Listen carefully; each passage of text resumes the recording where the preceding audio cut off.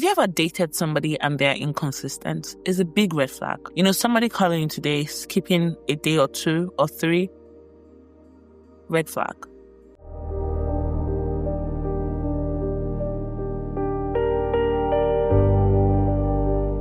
Hi guys, welcome to my channel. I'm Naomi Adedoyin, and I'm a trauma coach. Not just any trauma, but domestic abuse trauma coach. And I also help people that have gone through childhood traumas. I was once a victim myself and became a survivor, and now I thrive. And now I create content to help women like myself who had experienced domestic abuse or had gone through any form of childhood trauma at some point in their lives and are struggling to reclaim their power back.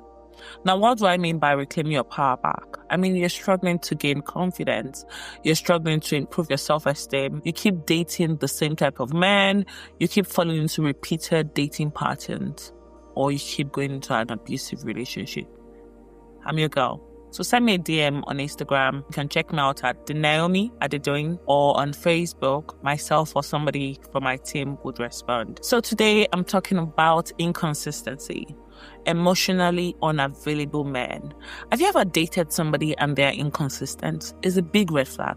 I just want you to know that. Somebody calling you today, skipping a day or 2 or 3, red flag. Now, do you break up with them immediately? No. I mean, it's a dating phase. You're not married to him yet. So you have all the opportunities to get to know the person better. But you see, you have to study their patterns. There's no lie in patterns. Patterns never lie. Now, I'm not talking about something somebody does one-off. Maybe they traveled, or they had to go somewhere, or they were out of network and they were not available. That's different. I'm talking about a repeated pattern, a repeated occurrence of something. E.g., it happened this week, it happened next week, it happened the week after, or it happened this month once, it happened next month again, it happened in 3 months' time, and over the period of 6 months, it's happened about 5 times. That's a repeated pattern. So sometimes patterns doesn't have to be every day. It could be monthly, every other month, or you would see it's occurred a few times. That's a pattern. And you need to pay attention to these patterns. Now, people that behave like that are not all bad, but you need to understand the difference. Is this person the kind of person when they get intimate, they withdraw?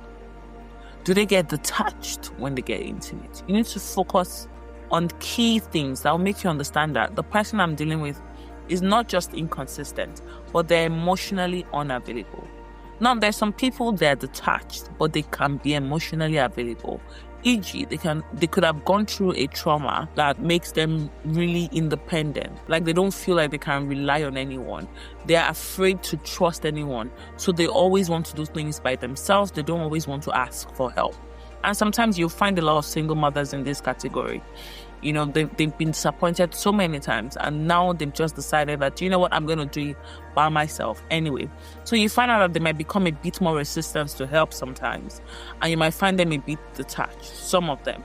Now, that kind of detachment is a trauma response, but it's not all bad, because it's something you can work with. Because the moment they can rely on you, they will start to attach to you. They'll start to let go. But then they now have to learn healthy attachment, because attachment also can become toxic when it's too clingy and overbearing and overwhelming, or it becomes a love bomb. So you need to be careful with these things. But what am I talking about? Inconsistency. Now, a man being inconsistent or a woman being inconsistent is a big red flag, because if you go ahead and marry them, or you get into a committed relationship with them, you're just going to be crying. You're going to be in a relationship and you're going to be lonely. Yes. You're going to be lonely. You're going to be in a relationship and you're going to be wishing for, things that will never happen. It's so hard for people like that sometimes to change, especially if it's not a detachment that can be helped. Now, when I talk about narcissism, that's a different thing.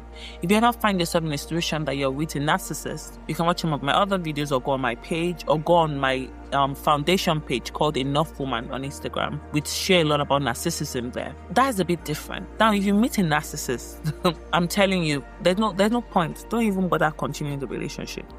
The moment you identify certain things, just let them go. But I don't want us to just be a closed book whereby we just, cross out everybody. No. And that's why I'm trying to differentiate this type of detachment and emotional unavailability to you. Now, some people use emotional unavailability as a wall, and they don't actually have the problem. But some people have the problem, and it's not just a wall. You can't help them. As a woman that's built And I will use the word built because if you've come out from being a victim to survival and now you're in a place that you're ready to date again, you feel like you can take care of yourself and your kids, or you're not a single mom, but you're single, but you've built, you've worked on yourself. You have a career, you have something going on for yourself. You don't want to date an inconsistent man. You don't want to build an empire with an inconsistent man. They will bring you down. You don't want to date down. You want to date it at your level or above your level. Because you see, inconsistency will give you some form of emotional neglect that it will affect you mentally and you'll be less productive. So you can't build an empire with an inconsistent man. An inconsistent man is not reliable. You need that consistent communication. That emotional energy you get from your partner in that day-to-day flow of conversation. You need it. But when you don't get it and you're in a relationship, you are depriving yourself on it. And that sends a different signal to your brain. And you become sad. You become anxious. It becomes like a drug. So when they have time and they talk to you, it's like a drug that you're addicted to. And sometimes some abusers use that as a form of control. So you need to be careful, especially if you've built and you want to sustain what you're building. Be with a man that is emotionally available to you. Be with a man that is not attached.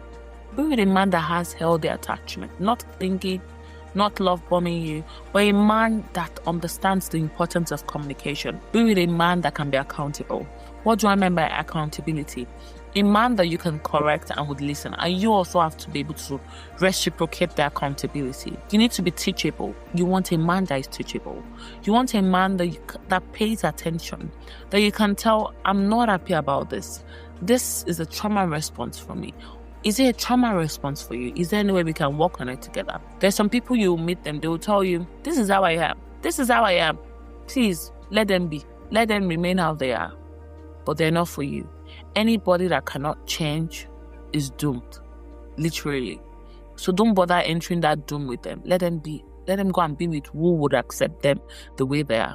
But when you meet people and they're willing to change, they recognize that this is how I am, but I would like to improve this. This is how I am, but I would like to do something about it. I don't want to remain like this. I would like to do something about it. Then we are talking. So feel free to send me a DM if you found yourself in a situation whereby you're struggling to detach from a relationship whereby the person is inconsistent, unavailable to you, or you're struggling in general since you've survived abuse and you keep dating the same type of men. Nothing is impossible.